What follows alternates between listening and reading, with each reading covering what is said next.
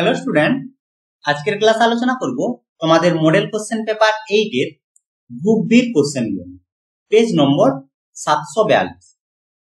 এই ক্লাসগুলি তোমরা যদি পিডিএফ নিতে চাও তাহলে 7797151981 এই নম্বরে হোয়াটসঅ্যাপ করবে। প্রতিটি পিডিএফ তোমরা মাত্র 1 টাকা করে পেয়ে যাবে। এই পিডিএফ এর মধ্যে প্রতিটি স্কুলের group A, group B, C আর ডি এই দুটো গ্রুপে শুধুমাত্র ম্যাথ রিলেটেড যে সমস্ত কোশ্চেন রয়েছে সেগুলো আমি আলোচনা করেছি, আর এ আর বি এর যে কোশ্চেনগুলো আছে তার অ্যান্সার সঙ্গে তার ব্যাখ্যা আমি দিচ্ছি। সঙ্গে তোমরা যদি অনলাইনে অঙ্ক ক্লাস করতে চাও তাহলেও তোমরা আমাকে এই নাম্বারে হোয়াটসঅ্যাপ করে জানাও। দেখো তাহলে গ্রুপ বি 2 এর দাগের প্রথম কোশ্চেনে কি বলেছে। প্রথম কোশ্চেন হচ্ছে শূন্যস্থান পূরণ। কি বলেছে যে বায়ুমণ্ডলে যে স্তরটি রেডিও তরঙ্গ প্রতিফলিত করে সেটি হলো, তাহলে রেডিও তরঙ্গ কোন স্তর প্রতিফলিত করে এটা চেয়েছে। তাহলে অ্যান্সার কি হবে? আয়ন মণ্ডল বা আয়নোস্ফিয়ার। তাহলে অ্যান্সার হচ্ছে আয়ন মণ্ডল বা আয়নোস্ফিয়ার, আয়ন মণ্ডল। পরের কোশ্চেনে বলেছে বায়োগ্যাস কি। এর সঙ্গে কোশ্চেন দেয় যে বায়োগ্যাসের মূল উপাদান। তাহলে কোশ্চেনে বলেছে বায়োগ্যাস কি। তাহলে বায়োগ্যাস হচ্ছে একটি জৈব জ্বালানি যা গবাদি পশুর গোবর বা উদ্ভিজ বর্জ্য পদার্থের পচনের ফলে প্রস্তুত করা। এর প্রধান উপাদান হচ্ছে কি মিথেন, হচ্ছে সব থেকে বেশি পরিমাণ। পরের কোশ্চেনে কি বলেছে দেখো যে বায়ুকলের সাহায্যে তড়িৎ শক্তি উৎপন্ন করতে বায়ুর ন্যূনতম গড় গতিবেগ কত হওয়া প্রয়োজন। গতিবেগ হওয়া প্রয়োজন হচ্ছে 15 কিলোমিটার পার ঘন্টা বা তার বেশি। তাহলে গতিবেগ হচ্ছে 15 কিলোমিটার পার ঘন্টা বা তার বেশি। পরের কোশ্চেনে বলেছে স্থির চাপে আদর্শ গ্যাসের ভিটি লেখচিত্র কোন উষ্ণতায়, কোন উষ্ণতায়, এটা হচ্ছে উষ্ণতা অক্ষকে ছেদ বলছে। ভিটি লেখচিত্র কোন উষ্ণতায় উষ্ণতা অক্ষকে ছেদ করে। ছবি এরকম হয়, এটা যদি টি অক্ষ হয় এরকম, ঠিক আছে। এটা হচ্ছে কত, যে অক্ষকে ছেদ করে, যে বিন্দুতে অক্ষটিকে ছেদ করে সেটা হচ্ছে -273 ডিগ্রি সেন্টিগ্রেড বা 0। তাহলে অ্যান্সার হচ্ছে 0 কেলভিন লিখতে পারো বা -273 ডিগ্রি সেন্টিগ্রেড, ঠিক আছে। পরের কোশ্চেন দেখো কি বলেছে, কোন শর্তে বাস্তব গ্যাস চার্লস বয়েলসের সূত্র মেনে নিম্ন চাপ আর হচ্ছে উচ্চ উষ্ণতা। তাহলে শর্ত কি নিম্ন চাপ আর উচ্চ উষ্ণতা, এটা মনে রাখবে, অবশ্য মনে রাখতে পারো উচ্চ উষ্ণতা আর নিম্ন চাপ। পরের কোশ্চেনে বলেছে তাপ সঞ্চালনের কোন পদ্ধতিতে মাধ্যমের কণাগুলির স্থানচ্যুতি ঘটে। তাহলে এটা হবে কি পরিবহন, ঠিক আছে। পরের কোশ্চেনে বলেছে সত্য মিথ্যা যে বিভিন্ন কঠিন পদার্থের প্রসারণ বিভিন্ন, তার একটি উদাহরণ হলো থার্মোস্ট্যাট, হবে সত্য।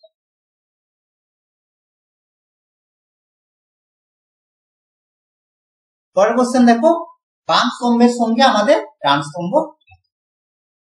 প্রথমে দিয়েছে ক্যামেরা, ক্যামেরাতে ব্যবহার করা হয় কি উত্তল লেন্স। সিতে দেখো দিয়েছে মায়োপিয়া, মায়োপিয়ার জন্য অবতল লেন্স, তাহলে ডি। তারপর হচ্ছে ডায়নামোর মূলনীতি, কাজ করে কার উপর, তড়িৎ চুম্বকীয় আবেশের উপর ভিত্তিতে, তাহলে এ। আর এটা হচ্ছে 3 পিন প্লাগে মোটা পিনটি হয় 8 পিন, ডি, ঠিক আছে। পরের কোশ্চেন যে ইউরেনিয়ামের খনিতে কোন নিষ্ক্রিয় গ্যাস পাওয়া যায়, হচ্ছে রেডন। পরের কোশ্চেনে বলেছে কার্বনের কোন আইসোটোপ তেজস্ক্রিয়, হচ্ছে C14।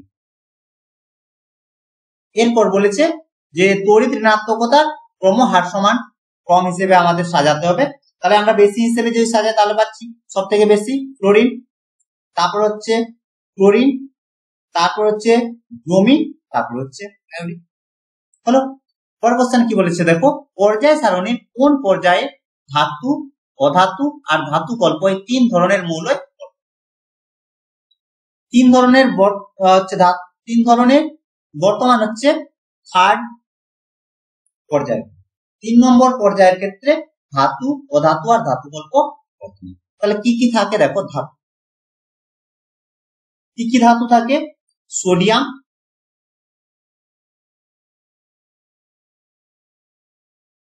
আর ম্যাগনেসিয়াম।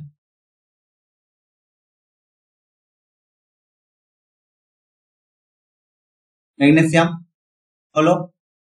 এরপর হচ্ছে ধাতু কল্প,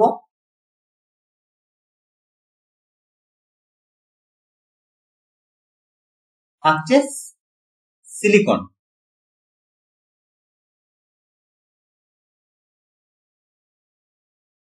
সিলিকন। আর হচ্ছে অধাতু, অধাতু কি কি থাকে, ফসফরাস,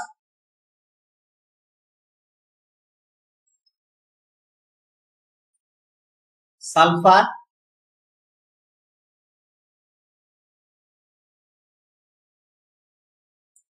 ক্লোরিন আর আর্গন।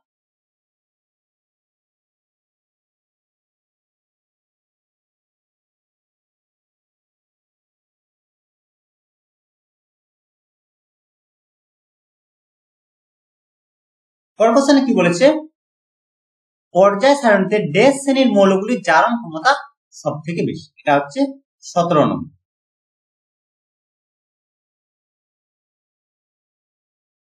এরপরে দেখো কি বলেছে যে পর্যায় সারণী 2 নম্বর এবং 17 নম্বর শ্রেণীভুক্ত দুটি মৌল যথাক্রমে এক্স আর ওয়াই, এদের সংযোগে উৎপন্ন যৌগের সংকেত।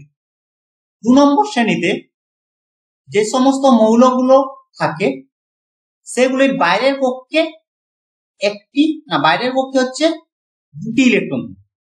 তাহলে যে সমস্ত মৌলগুলো হচ্ছে 2 নম্বর শ্রেণীতে রয়েছে তার বাইরের কক্ষপথে ইলেকট্রন সংখ্যা হচ্ছে দুটি। আর 17 নম্বর বলতে এখানে ওয়াই, 17 নম্বরের ক্ষেত্রে হচ্ছে বাইরের কক্ষে ইলেকট্রন সংখ্যা হচ্ছে।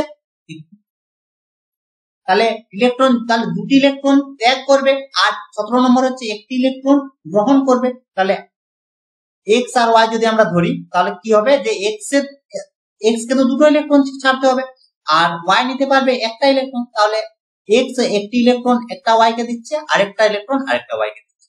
মানে আমরা যদি সংকেত হিসেবে পাই তাহলে কি ওয়াই এক্স একটা আর ওয়াই হচ্ছে দুটো, বা ক্রস থেকেও আমরা বলতে পারি, এভাবে হয়। তোমরা এটা শিখেছো, এটা হচ্ছে কত 2 আর এটা হচ্ছে 1, তাহলে এইভাবে ক্রস হয়, তাহলে এক্স এটা হচ্ছে এভাবে। আর যেহেতু তোমরা লুইস ডট শিখেছো তার জন্য এটা তোমাদের আমি বললাম এটা কি তড়িৎযোজী বা আয়নিক। পরের কোশ্চেনে কি বলেছে দেখো, যে সামান্য অ্যাসিড যুক্ত জলের তড়িৎ বিশ্লেষণে ক্যাথোড ও অ্যানোডে উৎপন্ন গ্যাসের ভরের দুটো হয়, একটা হচ্ছে ভরের অনুপাত আর একটা হচ্ছে আয়তনের অনুপাত। ভরের অনুপাত হচ্ছে 1:2, ঠিক আছে, 1:2, আর আয়তনের অনুপাত হয় 1:2।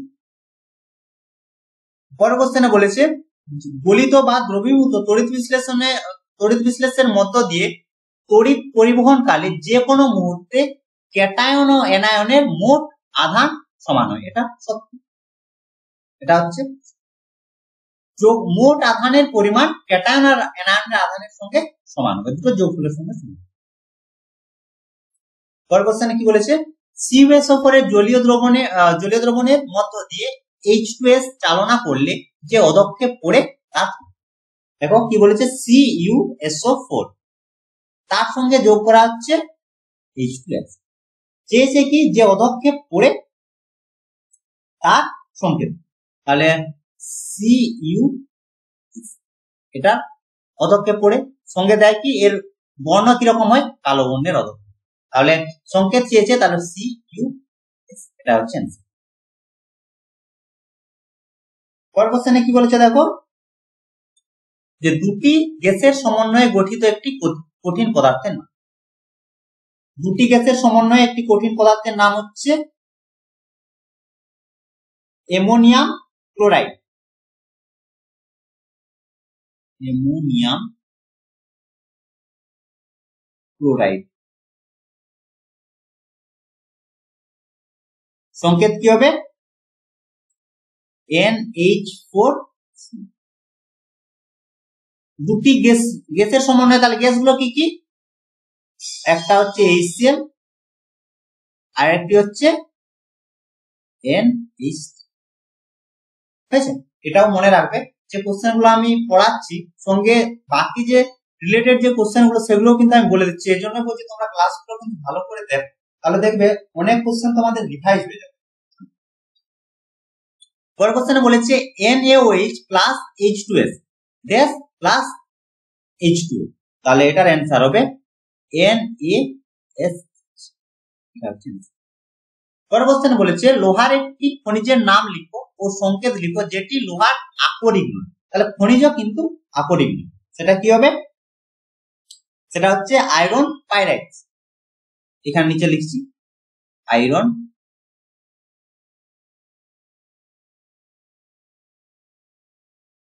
পাইরাইট।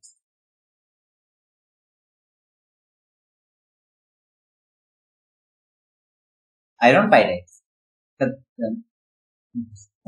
আয়রন পাইরাইট এর সংকেত কি? Fe।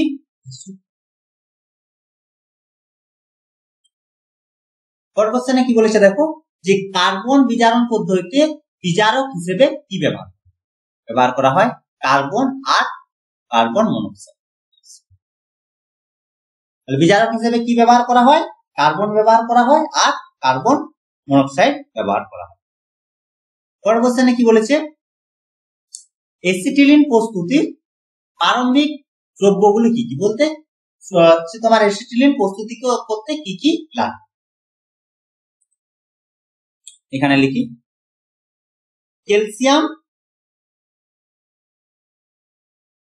ক্যালসিয়াম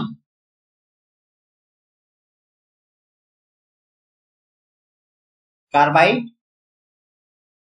প্লাস জল। ক্যালসিয়াম কার্বাইডের সংকেত হচ্ছে Ca। সংকেতগুলো তোমরা একটু মনে রাখো। তাহলে অ্যাসিটিলিন প্রস্তুতির প্রারম্ভিক দ্রব্যগুলি হলো ক্যালসিয়াম কার্বাইড আর হচ্ছে। পরের কোশ্চেনে বলেছে দেখো সরলতম অ্যালকাইন কি? এর ইউপ্যাক নাম। এর আগের ক্লাসে আমি ডিটেইলে তোমাদের বলেছি, আর আমি বলছি না, একবারে অ্যান্সার বলে দিচ্ছি। এখানে দেখো সরলতম বললে এন এর পরিমাণ আমাদের দেখতে হবে যে সব থেকে কম এন কতগুলো রয়েছে। তাহলে এন হচ্ছে 2, তাহলে C2H। অ্যালকাইনের সাধারণ সংকেত কি হয়? CnH2n-। সব থেকে ছোট n, তাহলে 2 থেকে আমরা পাচ্ছি কত? C2H।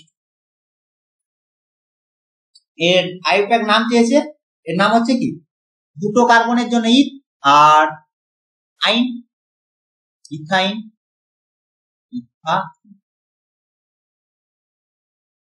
পরের কোশ্চেনে বলেছে দেখো ননস্টিক বাসনপত্র তৈরিতে কোন পলিমারটি ব্যবহার করা হয়? এটা ব্যবহার করা হয় টেফলন।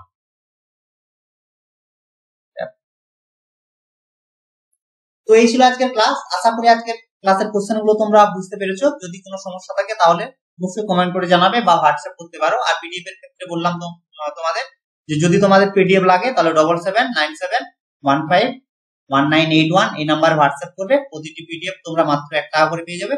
আর অনলাইনে তোমরা যদি আমার কাছে অঙ্ক পড়তে চাও তাহলেও তোমরা আমাকে হোয়াটসঅ্যাপ করবে এই নাম্বারে, আমি তোমাদের অনলাইন অঙ্ক ক্লাস করার ব্যবস্থা করে দেবো।